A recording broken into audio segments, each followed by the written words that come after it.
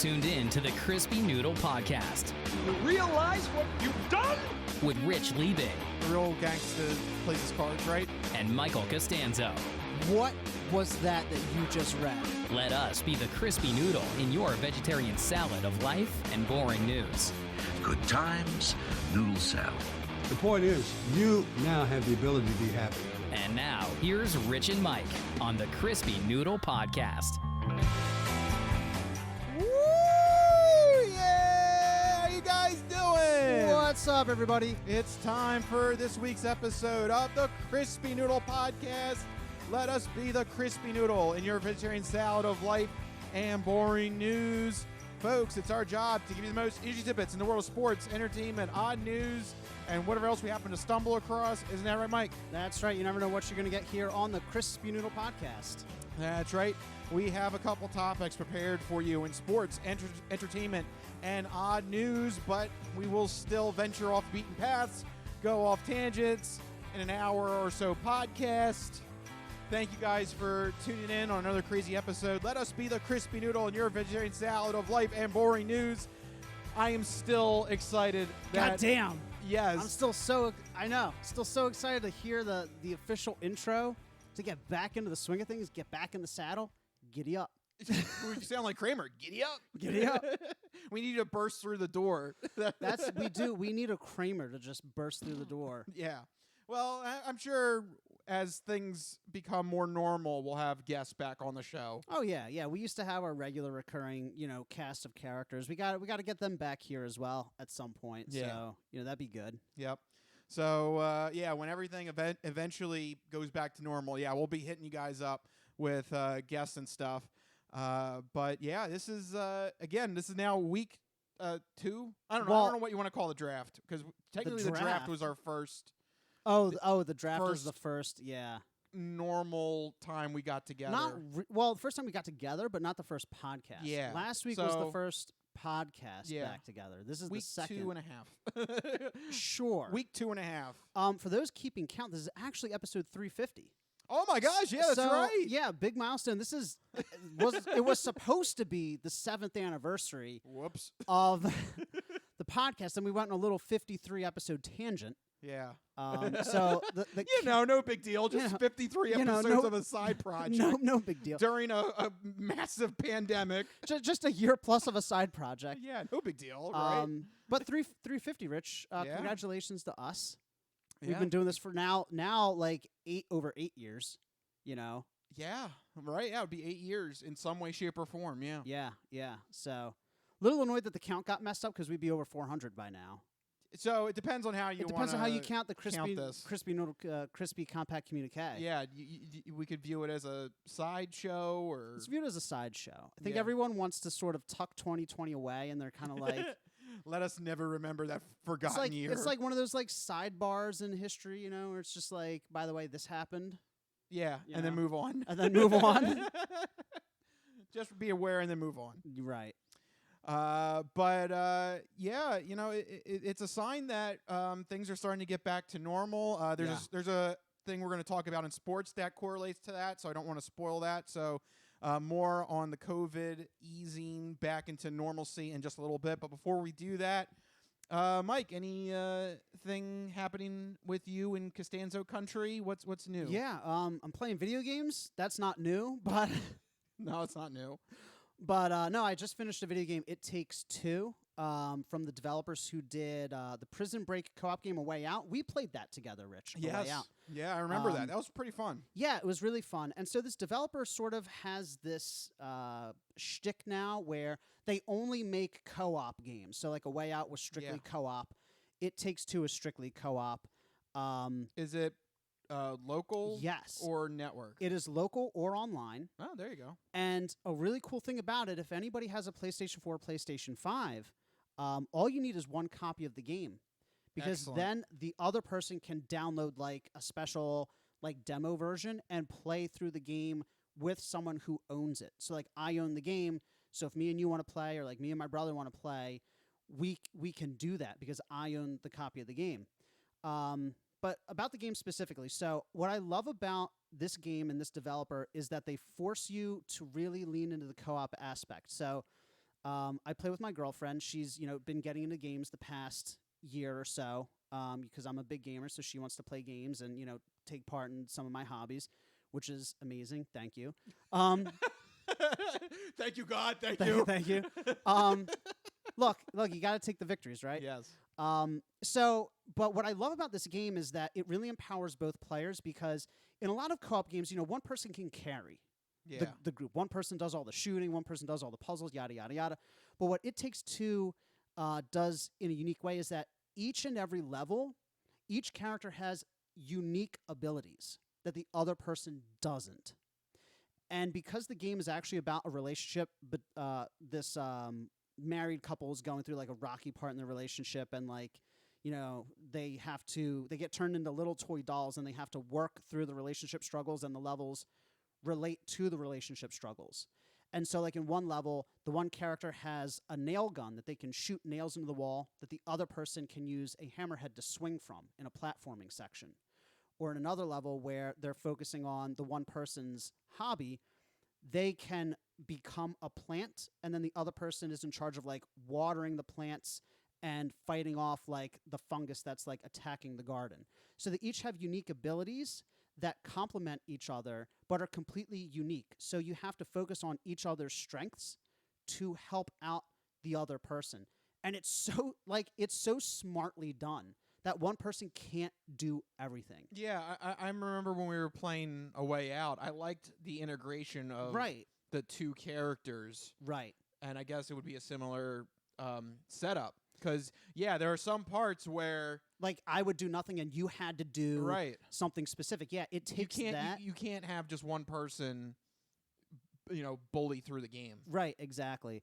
And so this game takes that and amplifies it. The other thing that it does, really amazing, every level is completely different. I never did the same thing twice. There was one level where I'm flying an airplane. My girlfriend is Mortal Kombat fighting a squirrel on top of the airplane. Then in another level, we're ice skating. Then in another level, I'm turning into a plant and she's watering plants. And then in another level, we are... It sounds more fantastical than A Way Out. It's very fantastical, and every level is completely different. Brand new abilities, brand new setting, brand new enemies, brand new puzzles. You never do the same thing twice. So if you're looking for variety, if you're looking for a strong co-op game that forces you to work together, that has truly unique elements, this game is fantastic in that regard. Platforming, a little wonky. Controls, a little goofy at sometimes. But overall, the whole package, I think, is a slam dunk. And it's if you want to play a game with somebody, it's a nice, meaty, 10-plus hour experience. It's fantastic. Strongly recommend it. It's a little weird because it is focused on relationships. So, if you and I were to play it, or me and JB were to play it, it'd be kind of strange. But you know what? That doesn't matter. There's all types of different relationships. So, I say have at it. If you want to play with somebody, whoever it is, go play with them. And because it's co-op, play it in person, play it online, whatever. It's a great experience. I highly recommend it. I'm glad to see a focus on local co-op again. Yeah. And you know what else is great? Whether it's local or online, it's split screen regardless. Even online, you can see the other person's screen because you have to in order to communicate with them. Yeah. So a really great attention to gameplay detail. I can't say enough good things about it. I had a blast with it. So did my girlfriend. So it gets the girlfriend stamp of approval, which means it's actually a good game. So if you're looking for a game to play with the family or the girlfriend, people who aren't traditionally gamers, this might hook them. All right. So there you go. Mike's video game review for It Takes Two. Sorry, a little bit lengthy, but Rich, what have you been up to recently? I actually went to a wedding recently. Oh, wow. Okay. Yeah. A sign that things are starting to get back to normal. Exactly, right. So how was that, a wedding in the post-pandemic world or the recovering pandemic world? It's I think, back to normal because I think now at this point the assumption is either you are vaccinated and you're fine, or you're not vaccinated and it's kind of you're on your own or something. Right, exactly. Or you're in the process of getting vaccinated. You got one shot and you're just waiting on the second. But yeah, you're definitely seeing that more and more now. Yeah. So that was interesting. We had that, and then it was Mother's Day on Sunday. Oh yeah, I completely forgot about that. Yeah. Your poor mom over there Oh, Yeah. she was fine. She was fine. Happy Mother's Day. we got her a gift card to go get her her mani pedis, which she loves. There you go. So she was happy. Yeah, happy Mother's Day to everyone out there, all the mothers. Yep.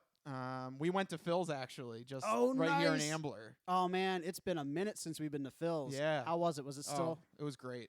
divey little I got hole in the wall? I got ribs. I was happy. Nice. Yeah. We used to go So- to Phil's all the time. Yeah. We gotta go back to Phil's. Oh yeah. Yeah. absolutely. Good food. Good spot right here outside of Ambler, right on Broad Axe. Yeah. So fantastic little spot. Okay, enough of local Philly restaurant reviews. That's not our job here. Even though we are named the Crispy Noodle. By the way, I randomly got a message from somebody, I forget who it was, that typed in that was like, "Hello at the Crispy Noodle. What is your menu?"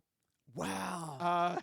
Sorry to that dude on Facebook. We're not a restaurant. I can make Chef Ramsay's scrambled eggs. I can bake a loaf of sourdough bread. I've been known to make a mean French toast. I can make pancakes. I can do breakfast. That's the menu. There you go. What did you respond to them? I just said we're not a restaurant. We're a Oh. podcast. Rich, you're just killing people's dreams. Well, I'm sorry. I had to tell him the killer. truth. Dream killer. I had to tell him the truth. What do you want me to do? Actually give him a menu? Yeah.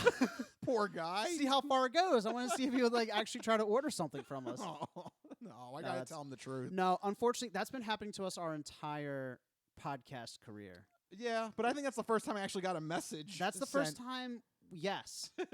Yes, it So, is. Sorry to that dude. Sorry, we're a podcast. Hopefully you're listening. I mean, maybe we They're converted listening that guy. because they want to know the menu. Yeah, You're going to this go. guy won't mention the menu. We've been listening to this podcast. That's for the way 8 we minutes. can get people to stick around. We'll tell them at the end of the show. We'll give you the menu. Yeah, So there you go. very good. Okay, all right. Enough We goofing do around. have a different menu, Yeah. not a food menu, but we do have A topic menu. of topics, and the first batch of topics revolve around sports in the Sports Sampler. So you're not good at sports. It's a very small part of life. Sports.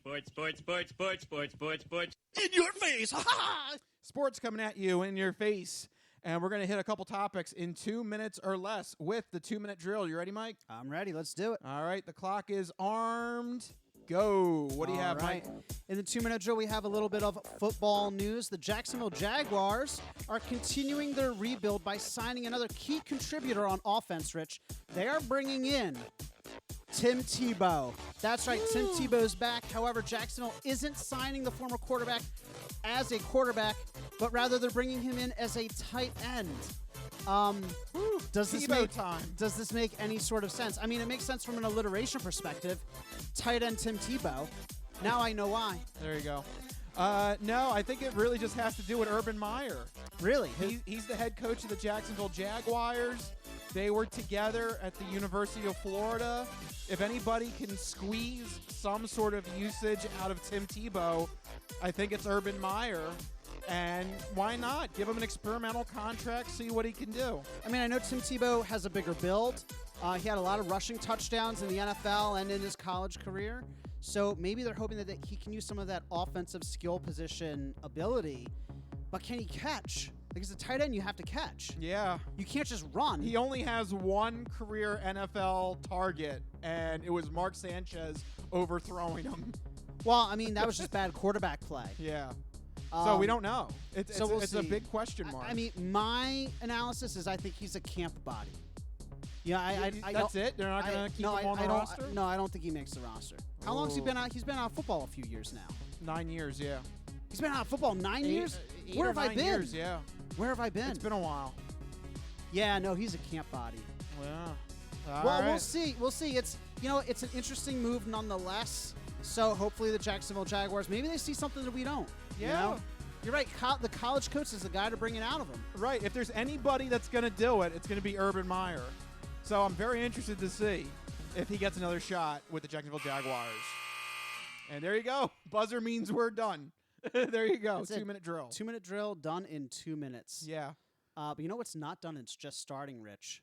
Sports in Philly. You have this topic here for us. City of Philadelphia eases COVID-19 restrictions to sporting arenas and events. And you got all the information for us, Rich. When can we go back to the stadiums to check out some of our amazing Philadelphia area teams. Yeah, we actually have great news from the city of Philadelphia.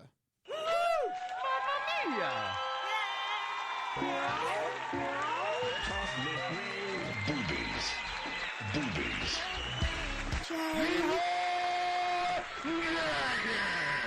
What does this guy think he's an Indian? Like such as?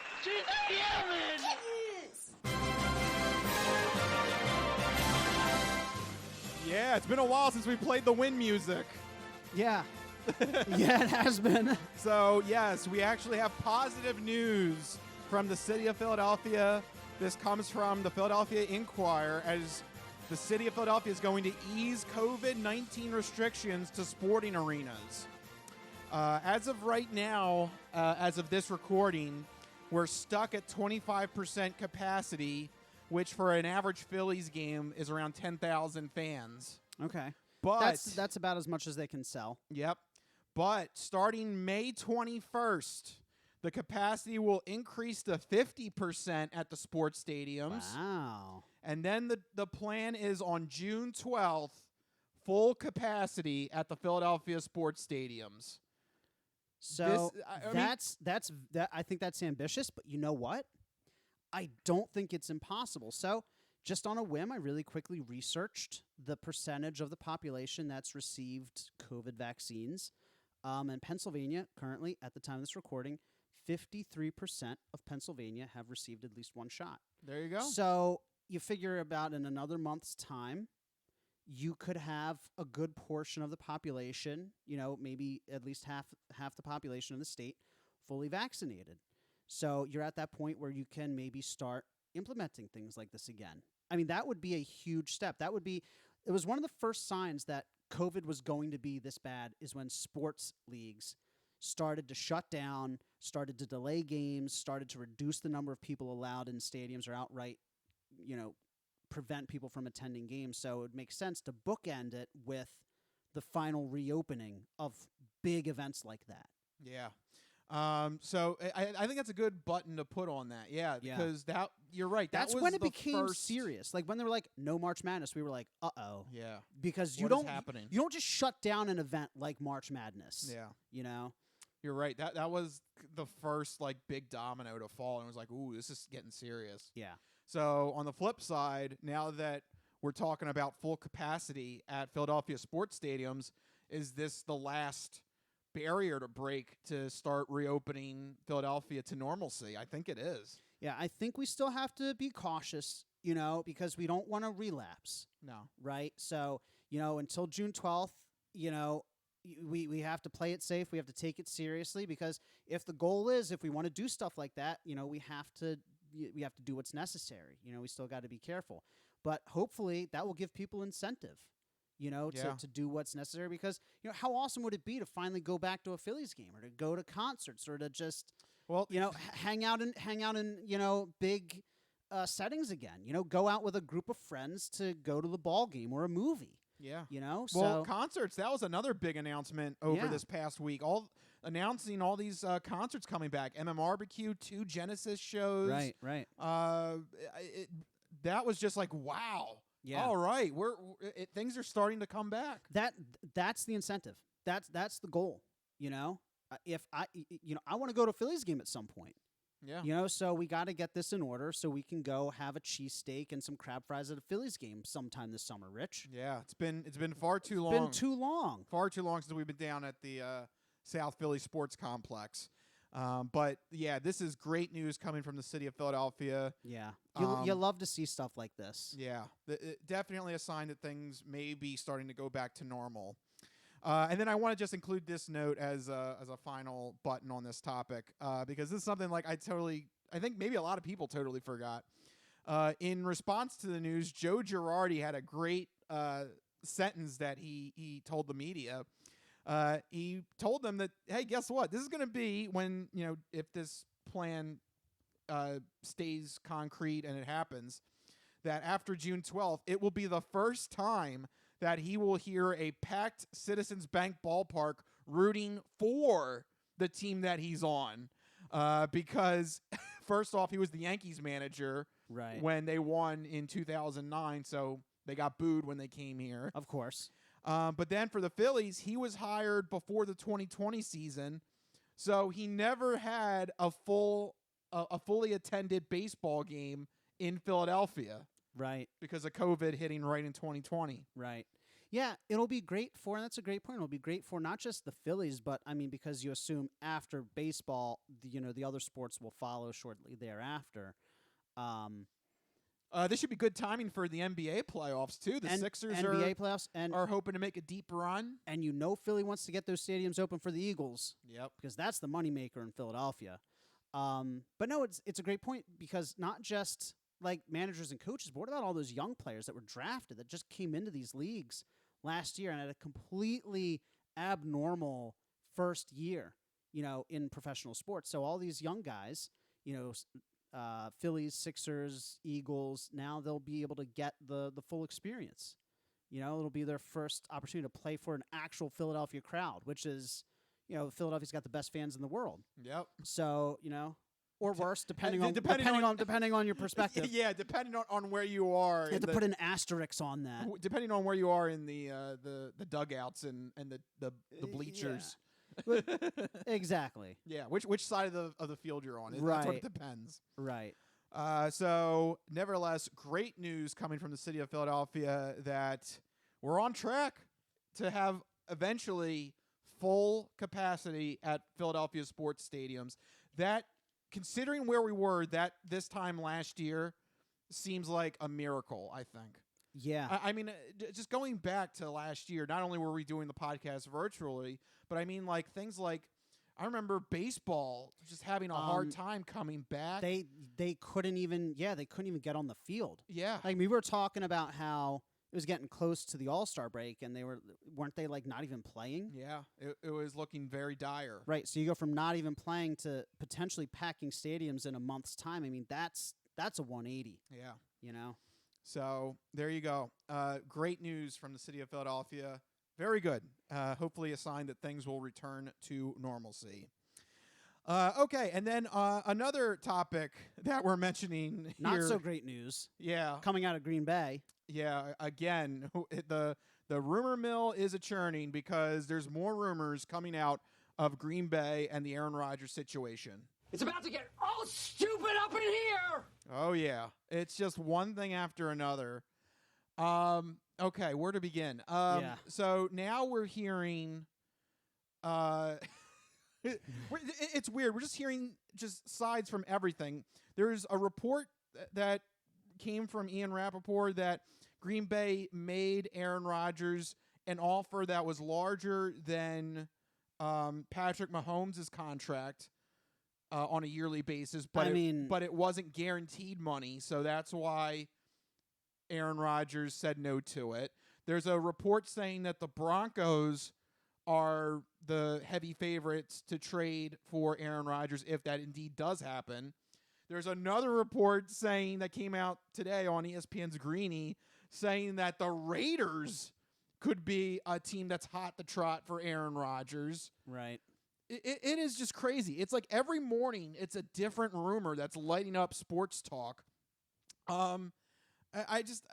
Where do we go from here? I mean, because June 2nd is going to take a while. We talked about this on last week's episode that if the Packers do trade Aaron Rodgers, it would be very beneficial for them to do it after June 1st because of the way the guaranteed money is split up. Right. They save $25 million if they trade him after June 1st. Compared to like $2 million. Compared to $5 million June 1st. So $20 million will save a lot of cap room in a year where the cap is only $185 million. That's like several other starters that you could pay. Yeah. For $20 million. And something else that I didn't remember last week, but I texted it to you. Another interesting wrinkle in all this is other players. Let's say Aaron Rodgers does get traded.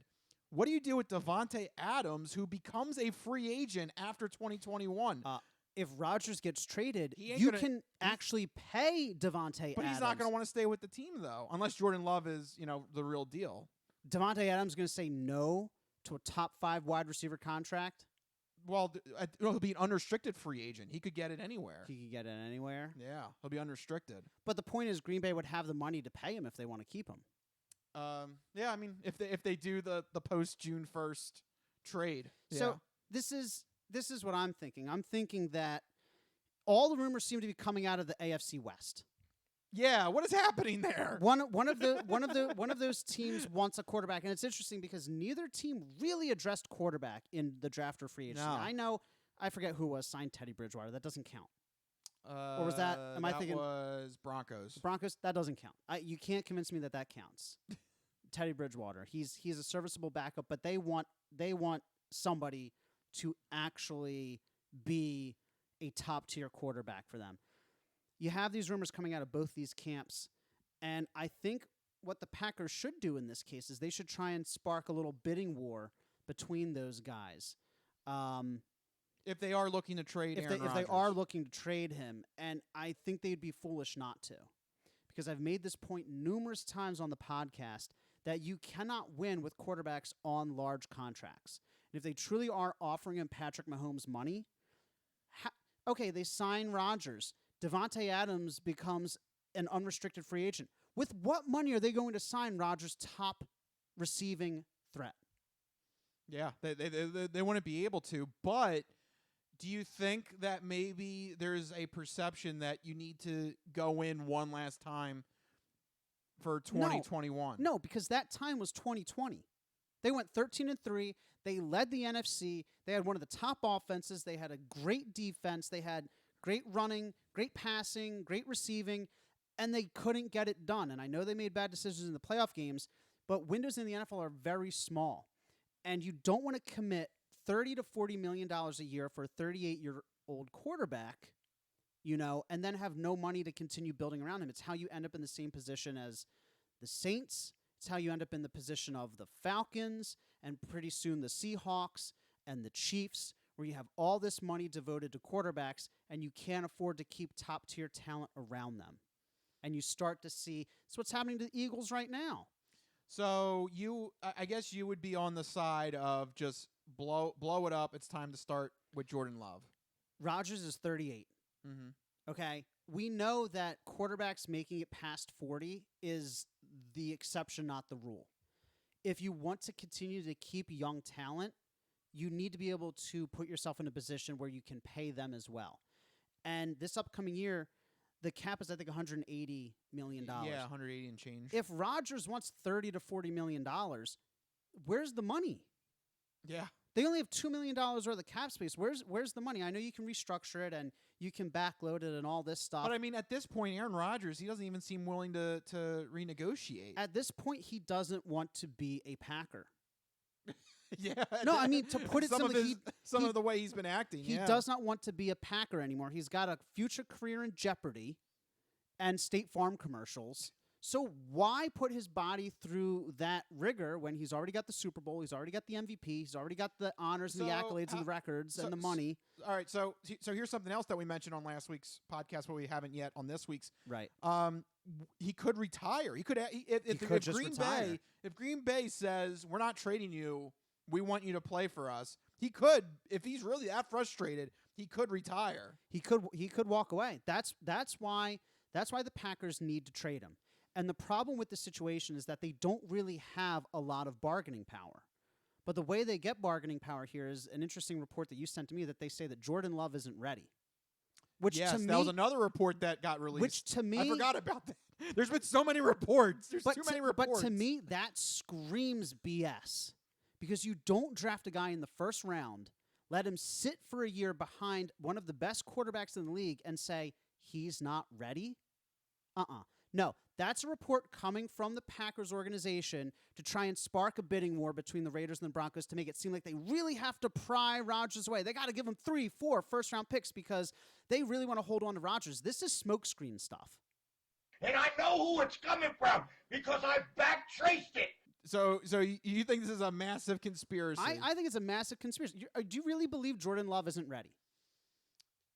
I don't know. Look, in the NFL, is it not typical now in today's NFL that rookies and second-year players are expected to start?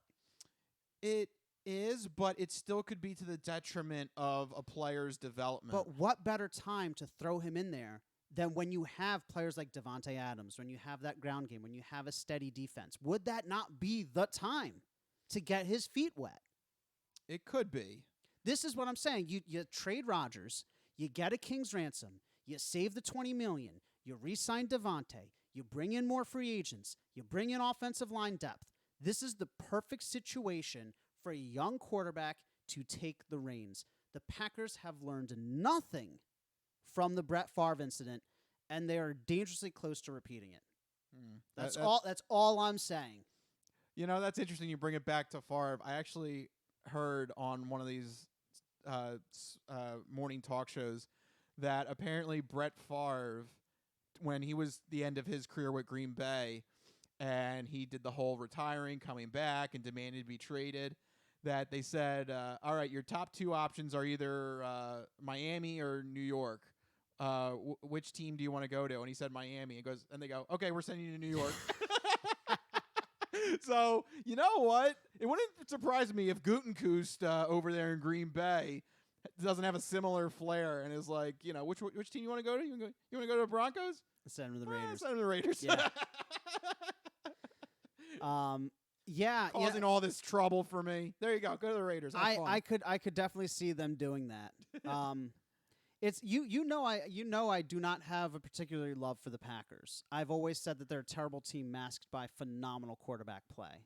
Well, so this could be interesting. This seems right up the alley of a truly dysfunctional team to completely misread the situation. This could be very interesting that after all these years of, you know, Bart Starr, Brett Favre, Aaron Rodgers, then just you fall off the face of the earth and Jordan Love. I mean, is he really going to be the guy?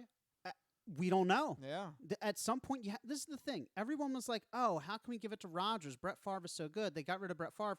Rodgers won them a Super Bowl a couple years later. Yeah, and at the end, there was a tail end of his rookie deal. That's how you win Super Bowls. I'm telling you. This is a problem I've been talking about for years on this podcast, Rich. Yeah, I know. It's like my big thorn in my side. It's how you win in the NFL. And if they learn nothing from the Favre situation, I don't how they can't see the parallels here. You know, you got rid of Favre, Rodgers led them to a Super Bowl. Now's the perfect time to collect 4 first-round picks, save $20 million, maybe win a Super Bowl in 3 years. Who knows? I don't know if they're going to get 4 first-round picks. That's really what do you think the price is going to be? Well, again, it depends on will there be a fury to grab him. That's why they put out the Jordan Love story. They want to make it seem like the Raiders and the Broncos have to offer a lot in order to pry Rodgers away. They're trying to put out counterintelligence. Yeah, counterintelligence on the move, according to Mike, if you believe that. But I don't know. This is just I can't believe we're at this situation where Aaron Rodgers. Such a weird situation. Yeah. I mean, literally everything is on the table. It could be Aaron Rodgers retires. It could be he stays with the team and they go for one more shot. Yeah. Or it could be he gets traded, which, depending on where he goes, what could make. What are the odds on everything? Do you think? Like what percentage is that? What percentage do you think retires, cut, trade, or plays? Yeah, because crazy. There's 4 options here. You could retire. They could outright cut him if they can't find a trade partner, which would be they can't outright trade him. That's 1%. Or cut him. I mean, you said cut him. Cut him. No, they're not going to cut him. Trade, cut, play it out, or retire. Yeah, I think outright cut is like less than 1%. That's not going to happen. You got to get something for him. Yeah. Or Gutekunst is fired if he does that. He might as well just light his desk on fire. If they outright cut Rodgers, it would be a complete breakdown. Yeah, that's not going to happen. No. But so 1%. Yeah, but man, from hearing some of these sports talk and analysis and insider sources, I mean, they are really driving up the narrative that Aaron Rodgers is done in Green Bay. He wants out. So I don't know. It's crazy. So you think equally split between trade and retire? Do you think he plays it out? I think the only way he plays it out is if there is some sort of reconciliation with his contract or some sort of maneuver. But he's also annoyed with the staff. Yeah, he's been dissing them in private messages apparently. Yeah, and it is a very frayed relationship. It's getting ugly and it's getting diva-ish. Yeah. So it's got very much Carson Wentz type vibes to me. Yeah. So I don't know.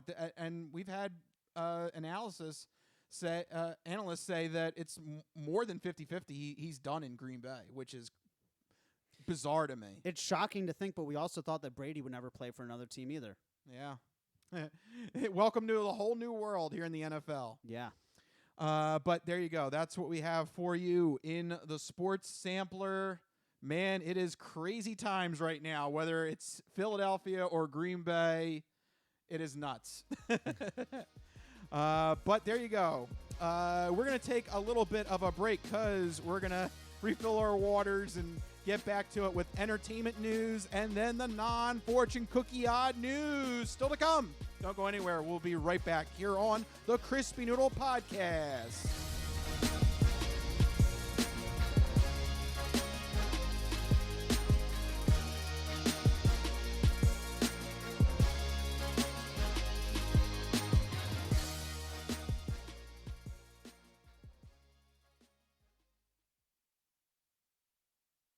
We're going to talk about 22-year-old Matthew Kyle Letham, and he decided to call police at 4:45 in the morning because he couldn't find a ride home after the bar at 4:45 in the morning. But that is not the actual oddity of this story. Police encountered Matthew Letham on the scene, and that's when they noted that this dude actually has a tattoo of the state of Florida in between his two eyebrows.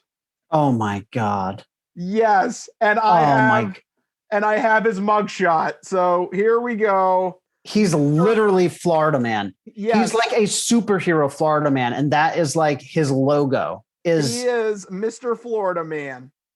So I mean, it's the most harmless Florida story we've ever had. Yeah, except for the fact that dude has a tattoo is stupid that will last the rest of his life that he cannot hide. You cannot undo that. Every job interview he goes to, the very first thing they're going to see and question is the Florida tattoo. Yeah. It's literally like, can I touch it? Like, it's right there. You know the scene in Austin Powers Goldmember? The guy who has the mole? Yeah. Moly, moly, moly, moly. Yeah. It is that, except with Florida on his forehead. Is anybody more proud of their home state than that guy? Nope. Can't say it. I can't say. Nope. I can't think of anybody else. No, nope. I love Pennsylvania, but not that much. No, I do not want. Pennsylvania is a big state too. I do not want that on my forehead. It's very square or rectangular. It would, yeah. What's the weirdest state to get tattooed to a forehead? I think. What do you think would be the weirdest one? I mean, I think Florida because the way it's shaped. Florida's pretty weird. California would be weird because it's very long, and then it juts out. No, Michigan. Ooh, yeah. Because they got Michigan. All those like Great Lakes and stuff. Yeah, and it's split in half. Ugh, yeah, that would not be good. That'd be a weird one. Yeah.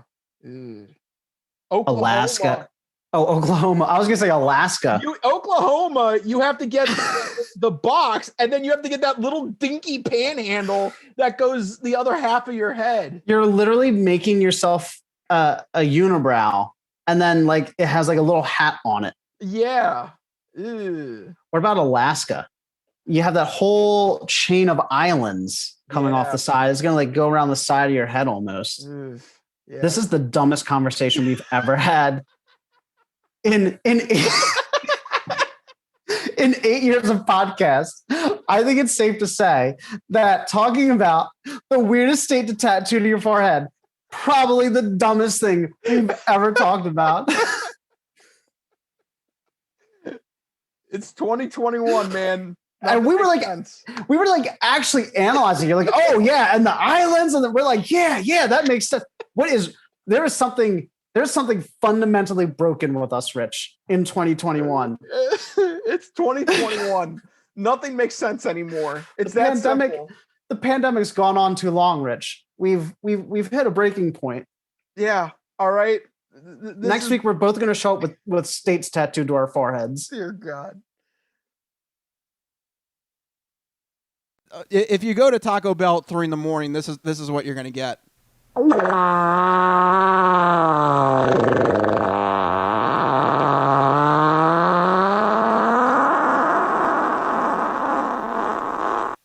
Yeah, that clip is already coming into play. Yes, already. So there you go.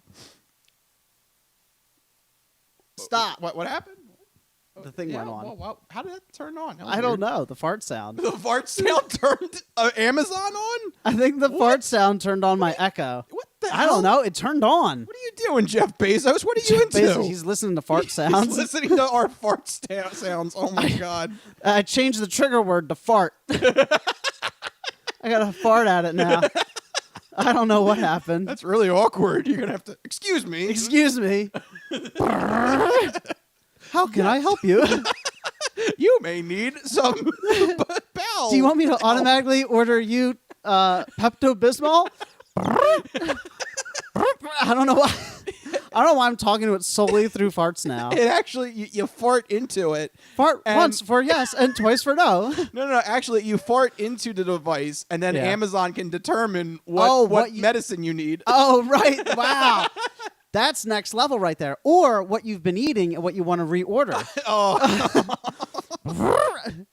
I detect Cheetos. Would you like to subscribe?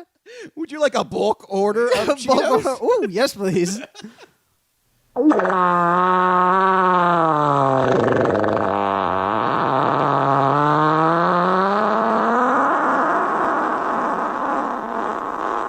Cheetos ordered. Cheetos.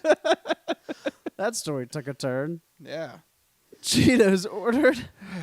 Okay. All right. There you go. The latest from Jeff Bezos and Amazon. It's amazing technology, I tell you. Yeah.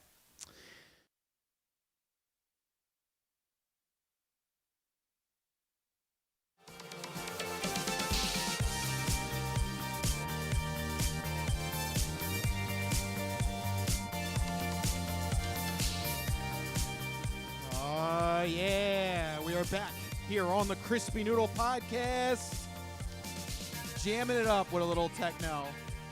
Yeah, so you mentioned this before the podcast. This is one of your favorite techno songs. Yeah, sometimes by Miami Horror. Sometimes what? No, I'm kidding. Yeah, I tried to tell your dad the story that I actually met this band. He was like, for like the first half of the story, he just had this glazed look on his face because... He wasn't understanding. Because Rich had said he was talking to the writer of the song about like, oh, how he wrote sometimes. And my dad's like, I write sometimes. I was like, no. You know, the song. The song sometimes. Sometimes. Yeah. So, if you want to hear more of that, it's on Grand Theft Auto 5 and I love Miami Horror. I love it when you find music through video games. Like, or no. Like back in the day, I got a lot of songs from Madden. Yeah. Right? Like Madden. Sports games. Good Charlotte. A couple of their songs Yeah. from Madden 2003. I mean, these are old cuts. Uh-huh. Then, of course, it was... The first time I heard Fat Lip by Sum 41... Was it on Madden? No, it was on NHL 2001. There you go. No, seriously, sports games... And now I feel old because that song has to be 20 years old now. Dear God. We're old, man. We're old. What has happened? Time. Ugh. All right. Anyway. Well, yeah, let's do the complete opposite of being old. Let's feel young with what's happening in Hollywood. I don't know. That's what I went with. It's time for the entertainment entree.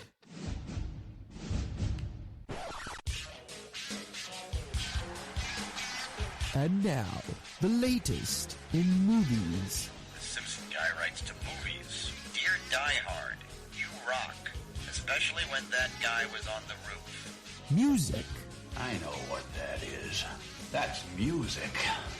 Video games. I'm Commander Shepard, and this is my favorite store on the Citadel. Celebrities. You really know Warren Beatty? Yes, I do. I took a leak next to him once at the Golden Globes. And more. You were the all-singing, all-dancing crap of the world. This is the entertainment entree. All right, there you go. Entertainment entree time. Mike, thank you for saving me there because I was rambling on. I got you.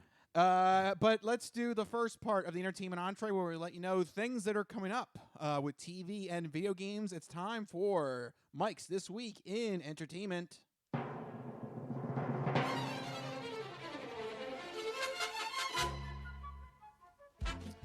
All right, Mike, what are we kicking off with? All right, this week in Entertainment, TV. First up, this is a little bit of TV/internet TV, if you want to call it that.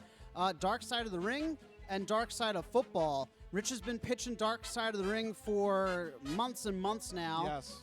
Giving you an inside look into the darker side of wrestling and sort of some of the, nefarious things that happen behind the scenes. Well, now Vice's YouTube channel and Hulu are putting out Dark Side of Football, yes. which is the football variation of this Dark Side series, which I think is such a cool concept. Started watching Dark Side of the Ring, got through like half of one episode before I promptly fell asleep because, again, we are old. Damn it, Mike! Maybe, though, the Dark Side of Football will keep my interest a little bit more. Not that keep my interest, but keep me awake.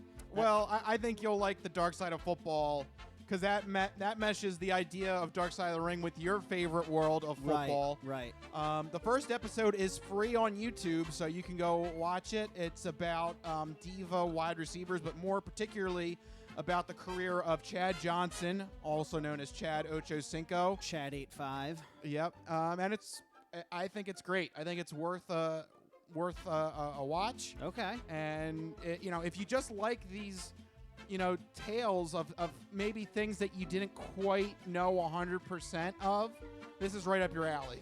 Yeah, I'm really eager to check out the football version of the show because, like you mentioned with you and wrestling, you watch these events unfold as a kid and as a teen, and you don't really appreciate what's really happening. And then you watch a show like this, and you see the behind the scenes, and you're starting to connect the dots, and you're like, whoa, I remember when this happened and when it unfolded. And, because you told me some things about Chad Ochocinco, before the show. I was like, wow, I didn't realize that, or I didn't understand what was happening. So I'm really eager to see this alternate perspective of events that I grew up watching. Yeah. My story with that would be with Dark Side of the Ring would be the Montreal Screwjob. It's like I remember watching that and when that happened, and I didn't know like all this backstage drama that was unfolding. It's crazy, and it just gives you a whole new appreciation for that event and things that happened that led up to that event. Yeah, absolutely. So yeah, if you're into wrestling, Dark Side of the Ring. If you're into football, Dark Side of Football. Again, Dark Side of Football is on the Vice's YouTube channel, correct? Yeah, they've released the first episode in its entirety on YouTube to get you hooked on. And Dark Side of the Ring available on Hulu. All episodes of Dark Side of the Ring is on Hulu. Well, will Dark Side of Football be joining Dark Side of the Ring on Hulu? I would imagine it will be at some point. Okay, so there you go. YouTube and Hulu, two ways to watch these two series. Go check them out. Finally, in video games, we have a very special, important video game coming out. I'm so excited. I've already pre-ordered it. Mass Effect Legendary Edition comes out on PlayStation 4, Xbox One, and PC on the 14th, the end of the week. I believe the 14th is Friday. So if you're listening to this, it's only a few days away. You get to relive the original Mass Effect trilogy in 4K HDR and 60 frames per second.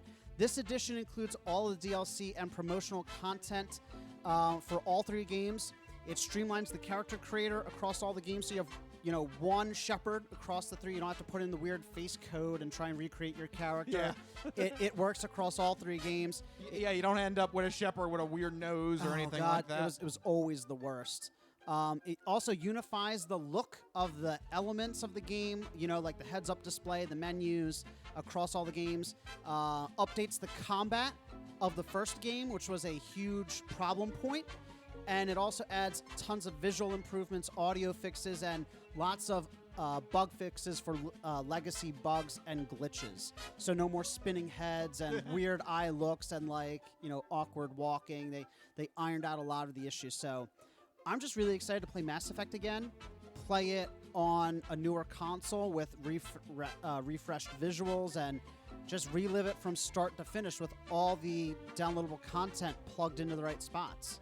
You know, it's something that I'm sort of envious of. I know you in particular, you got to play it after Mass Effect 1 came out on PlayStation 3. Yeah, I bought the whole trilogy on PlayStation 3. Right, you played 1, 2, 3 like back to back to back. Yeah. Whereas I jumped in with 2 because Mass Effect 1 wasn't available yet.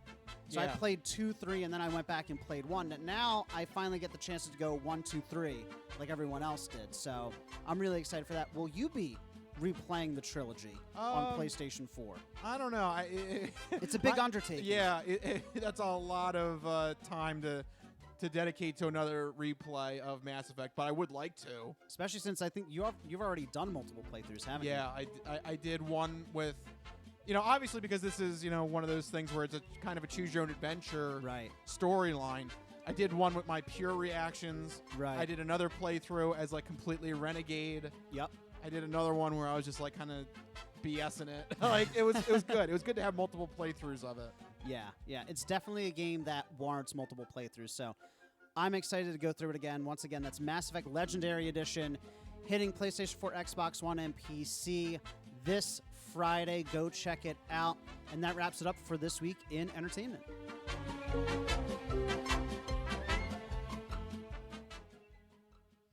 All right, there you go. This week in entertainment.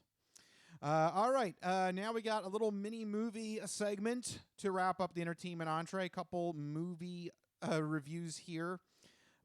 First one, Mike, you're going to take this one. Mortal Kombat, you saw it. Yeah, I finally stayed awake through Mortal Kombat. What a glowing review. I finally stayed awake for it. This is going to be a recurring theme. Fantastic. As I continue to get older. If it passes the Mikey stayed awake for it test. I finally stayed awake for the Mortal Kombat reboot on HBO Max. Came out a couple weeks ago. It is, of course, a reboot of the classic franchise, Mortal Kombat. This time, clearly trying to create an entirely new series, from the ground up. It's clear to me that they want to continue and make this series and do sequels and try to, make it its own franchise, separate from the previous Mortal Kombat franchises. What I really enjoyed about the movie is, I think, one of the only cases I can think of where a video game movie got an R rating and earned it and didn't shy away from the subject matter. I mean, there's a lot of fan service with some actual fatalities from the games. I mean, Kano did his heart rip. There you go. Scorpion did his flame breath, the classic Mortal Kombat 1 fatality. And it was like, I know it sounds weird to say, but like part of the Mortal Kombat aesthetic and legacy is the over-the-top gore and violence. Yeah, you got to have it if it's going to be a Mortal Kombat movie. It makes me sound ridiculous, but I mean, it's part of what made Mortal Kombat, was the crazy over-the-top antics, and the movie doesn't shy away from that at all. I mean, there's heads exploding, there's spines getting ripped out, there's hearts getting ripped out, people are getting, buzzsawed in half. And I was watching with my girlfriend, and, we're getting to some of these fatality parts, and she's like, okay, that was really cool. I was like completely unnecessary, but that was really, really cool. And that's what the whole concept of the Mortal Kombat fatalities are, is watching these over the top moments. Story-wise, a little hokey. They really try to take themselves seriously, but it's ridiculous because, they're talking about, different realms and different gods, and there's this fight, between Outworld and the Earth realm to see, which realm can take over the other one. It's like, it's balls to the walls insane. Yeah. Right, but they take it but it's so serious, Rich. Yeah, the premise is pretty. I mean, if it goes back to the original Mortal Kombat, it is insane. Wasn't the original premise that it's something like the tournament has to be held, and if a realm wins 7 times in a row, if a realm wins 10 times in a row, they get to take over the other realm. Right. So the premise of the Mortal Kombat movie is that Who's on the losing streak? Is Outworld has won 9 times. So we suck. And Shang Tsung is like, I don't want to wait to win this 10th time. I don't want to risk it. So he's going to try and kill the Earth Realm heroes. That's the plot of the movie. But it's bonkers, right?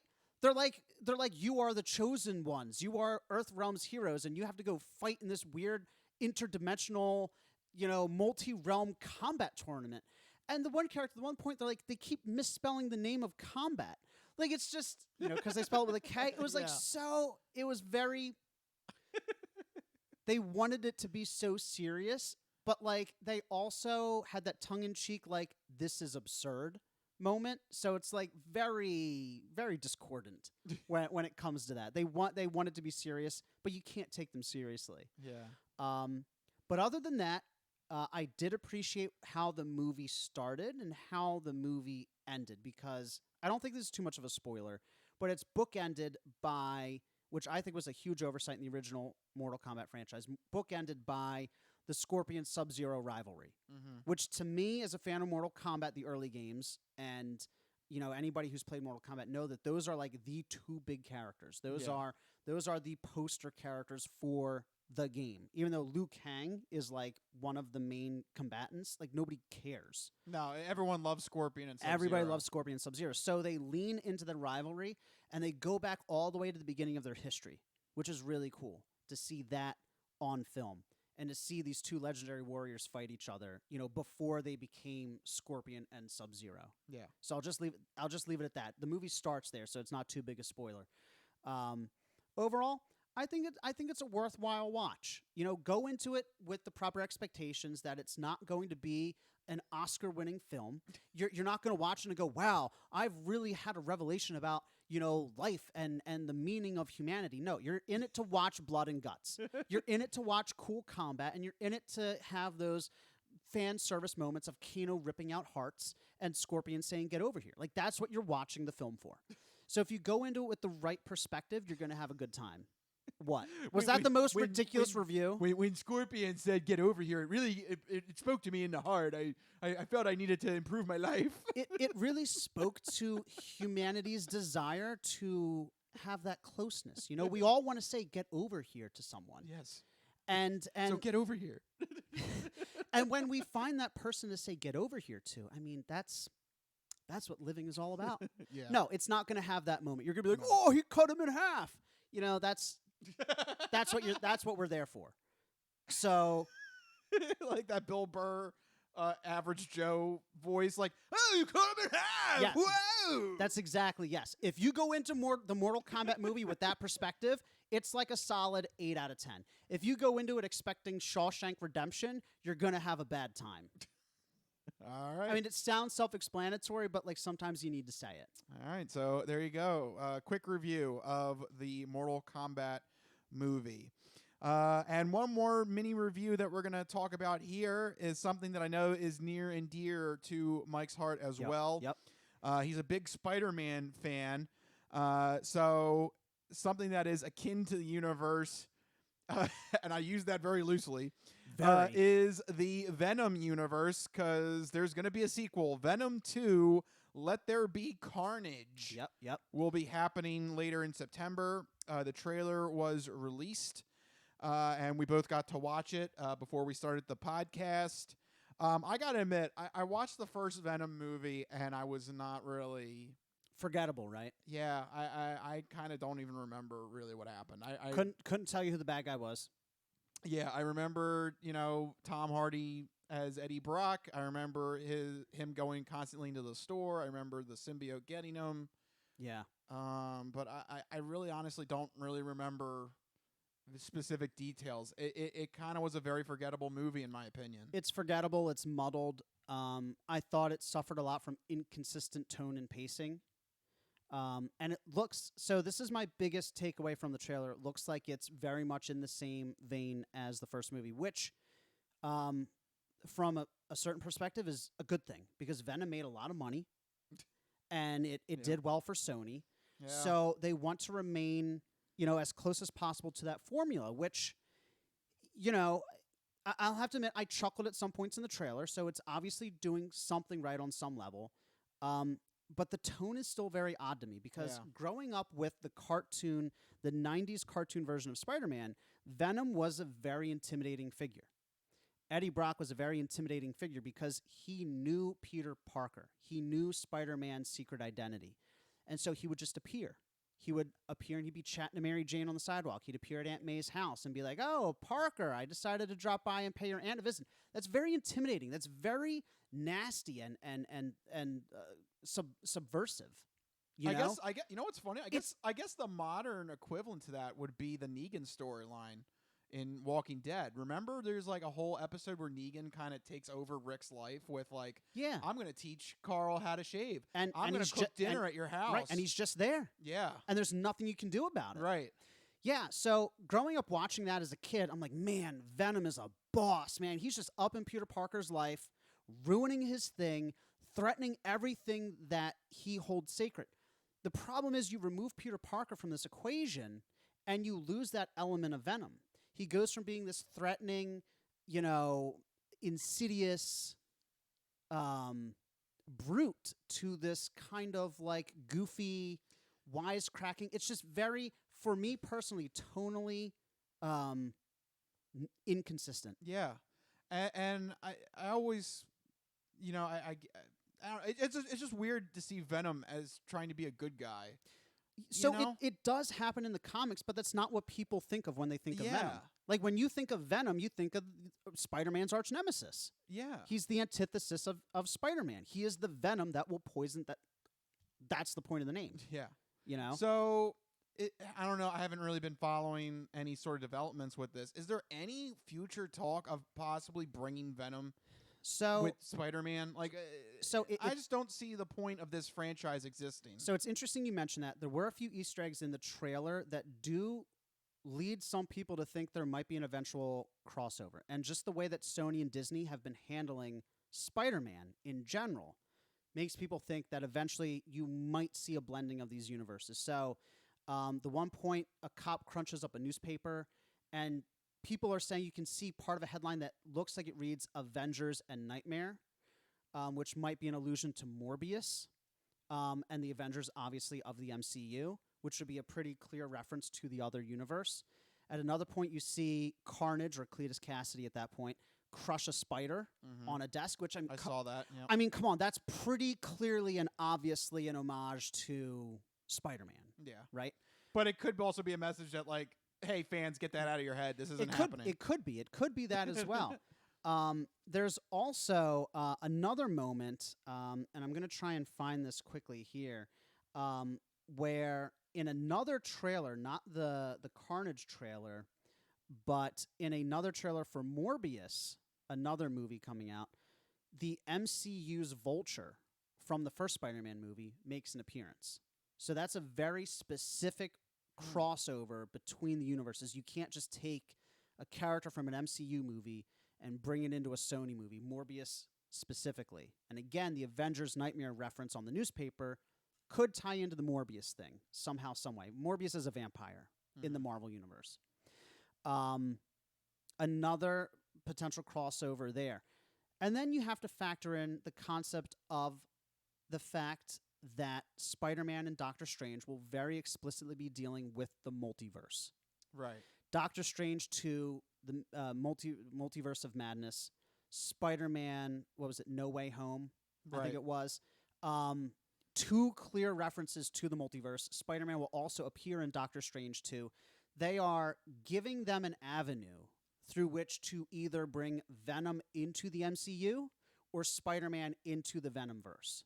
So Is that what it's called, VenomVerse? Look, you got to make do with what you got. Damn it, Sony. Sony really, look, please, Sony, play ball with Disney. Because if you can get Venom into the MCU, I mean, that's awesome right there. Another reason why, another also tie-in, they showed a woman screaming in an asylum cell. That's a reference to the villain Shriek, which if you know the Carnage storyline, she's Carnage's girlfriend, kind of, and a villain on a team in which Spider-Man and Venom have to team up to defeat. So in the Maximum Carnage storyline, Carnage, Shriek, Doppelganger, all these bad guys team up, and Venom's like, Spider-Man, we got to team up so we can take down Carnage and his group of baddies. So there's references there. They're building. Now, will it come to anything? That's the dream there, is to get the Spider-Man, Venom. I would like them to be enemies first, but eventually the team up to defeat Carnage, because that's how it's supposed to happen. So that sounds interesting. Yeah. That sounds like something you could build a movie universe on. Right, exactly. You could bring in Spider-Man and Venom's like, see, it doesn't work. Venom's like, I need to bring in this random hero to help me fight him. It carries so much more weight when two enemies have to team up together. Yeah. That's why from the start I thought the VenomVerse was just botched, but we'll see. We'll see where all these references go. Either that or they're just Easter eggs. I think it's weird that we're calling it the VenomVerse. I hate it. Is that really the term? Yes. Is that like a recognized term on fan boards or something? I don't know. I've seen it around. The VenomVerse. Everything's going to be a movie universe in like 5 years, That's the thing, right? Is to make universes out of everything. Great. The VenomVerse. VenomVerse. At least they got alliteration going for them. Oh yeah, you like that. So that's I good. love alliteration, but I hate the VenomVerse. So anyway, that's the trailer talk. Love to know what you guys think too. Is anybody interested in seeing Venom 2? I'll go see it because I'm legally bound by being a Spider-Man fan to see it. You must go see it. I must go see it. All right. Well, there you go. That'll wrap up the entertainment entree. But before the show can close, we have to do some odd news with the non-fortune cookie odd news. We've been talking about cool and its ramifications and how it applies to the hip scene. But maybe you could give us some examples now of the opposite of cool, uncool. Just exactly what is uncool? My nipples look like milk duds. Holy shnikes. It's time for the non-fortune cookie odd news. It's not of this world. I don't know exactly what it is or what it's doing, but this is not human intelligence, okay? It's not human intelligence we're facing! How you doing? Me? I'm doing great. Manda bastata. I don't make this stuff up. I'll take a pound of nuts. That's a lot of nuts! That'll be $4, baby! You want fries with that? I've seen the celery dance across the baseball fields. You had me at Meat Tornado. No, go past this. Past this part. In fact, never play this again. Okay. What does that mean? And now it's time for the non-fortune cookie odd news. So sit back, get everything you need to get from the kitchen. Be sure and empty the bladders. Go to the bathroom because you're in for a hell of a ride.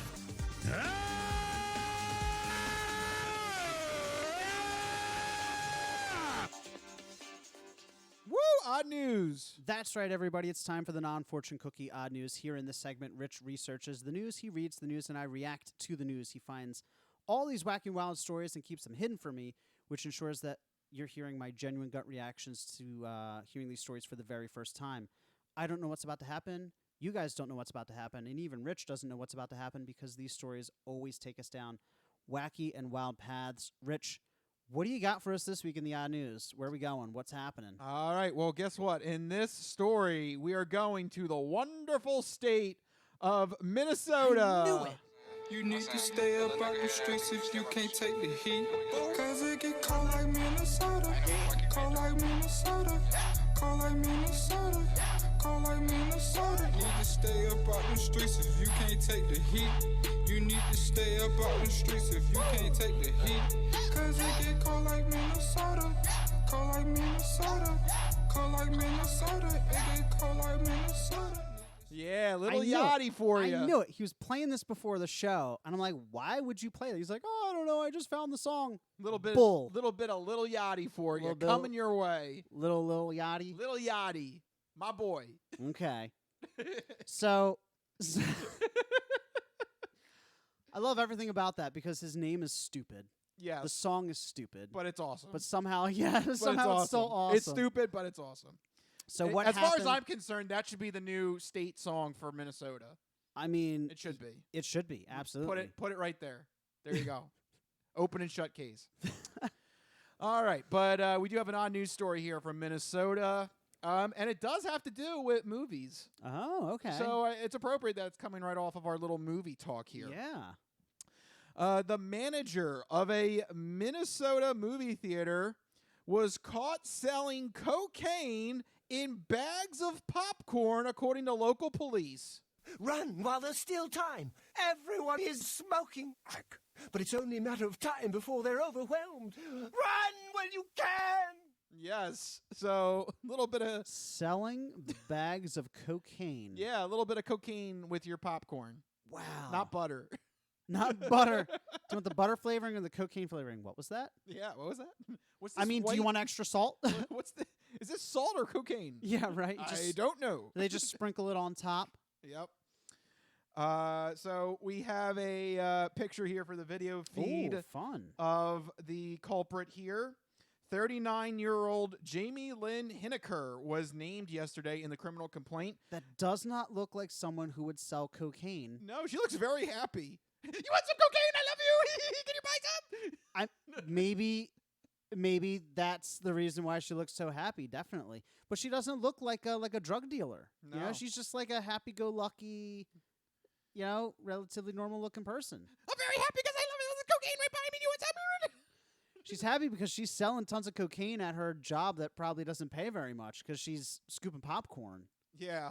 When you're scooping that much popcorn, screw it. Let me just sell some Look, you drugs. got to supplement it with, so you need a side hustle, right? Isn't that what everybody's talking about? Got to get that side hustle? Yeah, everyone's doing the side hustle. If it happens to be cocaine, it's... Yeah. It's whatever. So Hineker is the general manager of the 4-screen Spotlight Theater in Mankato, a city 80 miles from Minneapolis. Okay. She was the target of a Minnesota River Valley Drug Task Force probe, so they were on her. Wow. They were on to her. So she's like the drug kingpin of this small Minnesotan town. Yeah. She's the Walter White. She had a task. Yeah, she's like the Walter White of this 4-screen movie theater. That's like if the Ambler Theater was selling heroin and yeah. What is going on? Right as you're seeing Parasite. Here's some cocaine for you. Yeah, right? Jesus. They had a task force devoted to her. Yeah. Wait, what is this town again in Minnesota? It's Mankato. Mankato. It is 80 miles from Minneapolis. An investigator reported that, quote, he knew through previous investigations that Hineker worked at the local movie theater and that the sale of cocaine typically took place with the popcorn container filled with popcorn. Okay. Wasn't this like a crime in L.A. Noire? Do you remember that, L.A. Noire? No. I mean, I remember the game, but I don't remember. No. And that's a no. That's a no. I thought there was a case in L.A. Noire where it might have been heroin, where they were putting it underneath a popcorn cup or maybe a soda cup, and you had to remember there was the control in L.A. Noire where you had to look underneath items. This is what I'm thinking of. I'm thinking of there was the cocaine or the drug stash underneath the cup. I'm pretty sure that was a thing in L.A. Noire. I think basically what I'm trying to get at is I think she stole this idea from L.A. Noire. Yes. Thank you. You are correct. Thank you. So, popcorn cups are pieces of evidence in L.A. Noire. They are featured in the Black Caesar case. Yes. The character sold morphine. It was morphine. Along with servings of popcorn by taping the syrettes to the bottom of popcorn cups, even in broad daylight, with 2 prominent customers being and then other characters of the game. Yes. That was a good game. It was. I love that game. L.A. Noire, go play it. So I think she just ripped this off of L.A. Noire. I mean, maybe. If they could do that in the video game, maybe I could do this in this small town of Mankato. You know what's funny is it's not small. It's larger than Norristown. What? Yeah. They have a population of 43,000 people. What the hell's happening in Mankato? I don't know, man. They only have 4-screen Spotlight Theater. That's it? You only have 4 screens? But apparently it's a drug ring operating. Well, that's how they're staying afloat. They only have 4 screens. Hey, look, 2020 was hard on everybody, okay? If you have to turn to cocaine, to keep the business running, then so be it. Yep. So here's more information on this sting. In a phone call with Hineker, the confidential informant arranged for the purchase of $100 worth of cocaine. How much popcorn is that? Yeah, how much popcorn do you have did to buy more popcorn? Because, she could really help the movie theater along, too, because she's like, look, if you want this much cocaine, you got to buy X amount of popcorn, because then... I really like popcorn. I need all the popcorn. Yeah, this person's just walking out with like 6 tubs of popcorn. Somebody's like, oh, you buying popcorn for your family? No, I just really love popcorn. Just give me all the popcorn. I need all popcorn. Thank you. Bye. Yes. That's how exactly. it works. That's exactly how it works. So after they conducted the buy at the movie theater, the informant told cops that they entered the mall and Hineker placed the bought cocaine inside the popcorn. So it was in the So bottom. this one was in the popcorn. It was in the bottom and the popcorn's on top. That's kind of inconvenient because then you got to either fish all the way through the buttery, salty popcorn. You get your hand all greasy. You spill some on your shirt. You get your shirt all greasy. Or you have to eat the entire thing of popcorn, which isn't necessarily a bad thing. But if you want cocaine, I assume you want it, ASAP and not after popcorn. But also, would you want it during the movie? Like, I would imagine cocaine does not help you stay still watching a movie. Well, I'm assuming that they wouldn't actually see the movie. They would just go and get the popcorn and leave. No, if I'm there, I might as well go see a movie. I'm going to support the arts, Mike. Well, yes, you're right. You're right. No, you're right, Rich. You're right. Support the arts. Yes, I'm gonna stay there and support the arts. So the informant then turned the popcorn bag over to police, who said that the cocaine weighed 1/2 gram. So there you go. I don't know if you want to 1/2 gram. 1/2 gram. That's how much she put in a large popcorn bag. So depending on how much you need, there you go.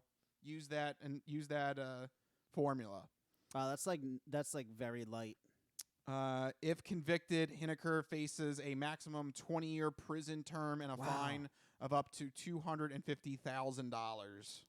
So, yeah, she might get the book thrown at her. Man, very tough charge. That's not good. Well, I mean, she's a drug dealer, essentially. I mean, she's a big enough drug dealer to warrant a sting and a task force. Yeah. Like, you're not just some, guy on the street corner. Like, if they're devoting a task force to you, you have quite the operation, right? Yeah. Right. I mean, it is like short of Walter White in Breaking Bad. You're literally Breaking Bad. Yeah. So there you go. Maybe she had the right idea, making movie theaters very interesting as they come back to form in 2021. Right? Movies will never be the same. No. I just really like popcorn. I really love the movies. Can we please come? Everyone's just freaking out in their seats. Everyone's just twitching and moving all around and oh my gosh, what's happening? The things are over there. Oh my gosh, what's happening? It's a movie. It's a movie. So there you go. A wacky story there for the non-fortune cookie odd news. And with that, folks, it is time to start wrapping it up already, man. Yep. Time flies when you're having fun here on the podcast. Yeah, there you go. We covered all the bits: sports, entertainment, and odd news. Thank you guys for listening to the Crispy Noodle Podcast. If you like what you heard, make sure you subscribe to the podcast, whether it is the audio feed on all the apps, Stitcher, Spotify, Google Podcasts, Apple Podcasts, or the video feed, which will be on YouTube and Facebook Live. Make sure you're subscribed so you get the show every week. That's right. Plenty of places to subscribe to the podcast. Make sure you're searching for and downloading the Crispy Noodle Podcast. Plenty of ways to get in touch and share the Crispy Noodle Podcast. If you want to get in touch with us individually, you can find us on Twitter. You can share all of your sports, entertainment, or odd news stories there with us. I'm at Mikey Costanzo, MikeyCostanzo. And I am at Rich Liebig, RichLiebig. You can find us on Twitter and send us anything that you want us to talk about on future podcasts. If we do, we'll give you a Crispy Noodle shout out. Send it our way, and we'll take it under consideration. You never know. And shout out to the dude that thought we were an actual restaurant. I'm sorry to let you down. We're not. Oh, that's right. Our menu. So on Thursday, we'll be serving. No, I'm kidding.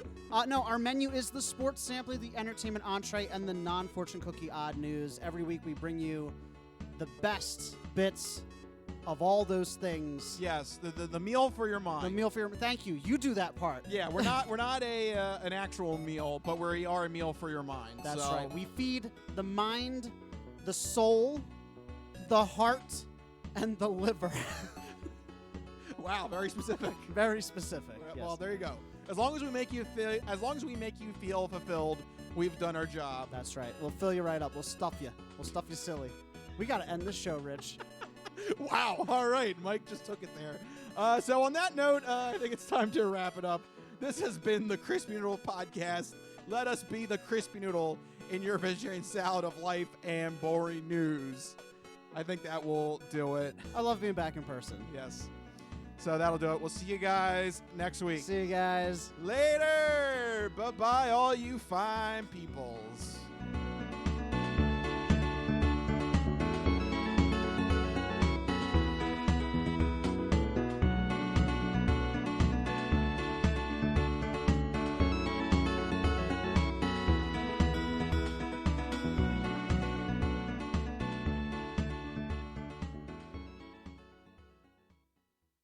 Some of us have great stories, pretty stories that take place at lakes with boats and friends and noodle salad. A lot of people, that's their story. Good times, noodle salad.